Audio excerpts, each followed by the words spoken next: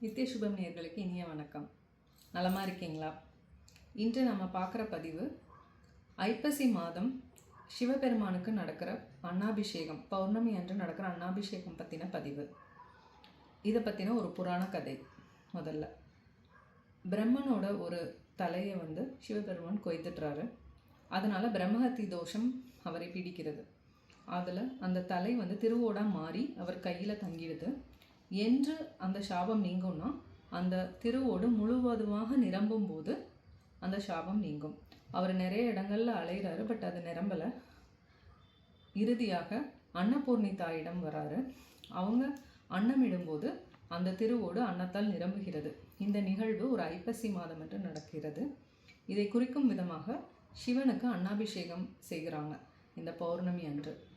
இதுக்கு இன்னொரு சிறப்பும் உண்டு. ஐப்பசி மாதம் ஒரு துலா மாதம். துலா மாதத்தில் சுக்கிரன் ஆட்சியாக இருக்கிறார். சுக்கிரனை குறிப்பது இந்த அன்னம். அதே மாதிரி குபேரன், சுக்கிரன்னாலே குபேரன் லக்ஷ்மின்றது நமக்கு ஞாபகத்துக்கு வரும். குபேரனிடம் நீங்கள் பார்த்தீங்கன்னா ஒரு பக்கம் தானியங்கள், இன்னொரு பக்கம் பொற்காசுகள், நகைகள் எல்லாம் இருக்கும். தானியங்கள் குபேர கடாட்சத்தை நமக்கு குறிக்குது.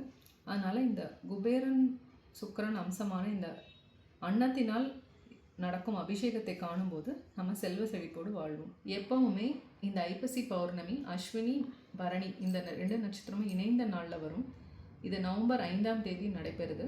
காலை 10 மணி வரைக்கும் அஸ்வினி நட்சத்திரம் இருக்குது. அதுக்கப்புறம் சுக்கிரனின் அம்சமான பரணி நட்சத்திரம் ஆரம்பமாகுது. இந்த பரணி நட்சத்திரத்தண்டு அவரை தரிசிக்கிறது, அன்னாபிஷேகத்தில் தரிசிக்கிறது ரொம்ப சிறப்பு. இந்த அன்னாபிஷேகம் ஏன் சிறப்பு? அன்னம்ன்றது அரிசி. அந்த அரிசி பஞ்சபூதங்களை உள்ளடக்கியது. ஏன்னா ஒரு விதை விதைக்கப்படுது மண்ணில். அது வானில் இருந்த நீராலும் சூரியனோட நெருப்பினாலும் வளர்க்கப்பட்டு காற்றால் அது நெல்லாக மாற்றப்பட்டு அந்த நெல் அரைத்து அரிசி உண்டாகிறது. ஸோ அந்த பஞ்சபூதங்களையும் அடக்கியது தான் இந்த அன்னம்ன்றது. அதனால் இதனால் அபிஷேகம் பண்ணுறது மிக சிறப்பு. இந்த அபிஷேகம் நடக்கிற இடங்களில் பங்கு பெறதும் சிறப்பு. இதை உங்களால் முடிந்த அன்னங்களை வாங்கி இதுக்கு நீங்கள் தானமாக கொடுக்கலாம்.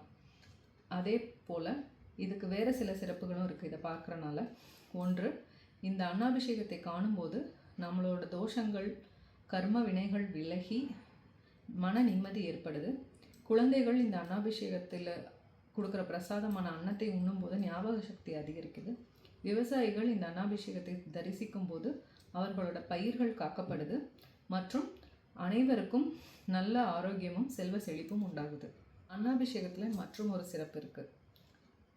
சிவபெருமானுக்கு சாற்றப்படும் ஒரு அன்னமும் அன்று ஒரு சிவலிங்கமாக இருப்பதாக ஐதீகம். அதனால் இந்த அன்னாபிஷேகத்தை தரிசிக்கும் போது கோடி லிங்கத்தை தரிசித்த பலன் கிடைக்குது. இதனால் நீங்கள் அனைவரும் அன்னாபிஷேகத்தை தரிசித்து நல்ல உடல் ஆரோக்கியத்தையும் செல்வ செழிப்பையும் பெற்று நீண்ட நாள் சந்தோஷமாக வாழ வாழ்த்துக்கள். அவனருளாலே அவன்தாள் வணங்கி அவனின்றி அணுவும் அசையாது. இப்படிக்கு வணக்கம் ராமசாமி அடிகளாரின் சிஷ்யை சுப்புலக்ஷ்மி.